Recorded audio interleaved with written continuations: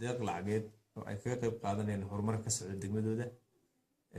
runtii waxaan leenahay waad ku mahadsantihiin wada shaqayn fiican runtii anaga kolka horeba runtii si fiican wada shaqaynaynay maantana inaad idinku soo dhaweyno inaad horumarka gobolka ama degmada ka socda aad qaybsiina qaadataan waanaad ku mahadsantihiin muxuu ahaa inaad wixii adeega aad bixinayseen iyo ganacsigii inaad ka ganacsanayseen ba inaad ummadda idinka laftiinu sidii wax kaga celisaan aad iyo aad u fiican weeye guud ahaanna shirkaddu saad ogtiinba dee waa gobolada dalka howlo fara badan oo horumar ay ka fuliso gabilana intii golaha deegaanku jiray maanta ay maaragtay deeqdaas inagu soo wareejiyeen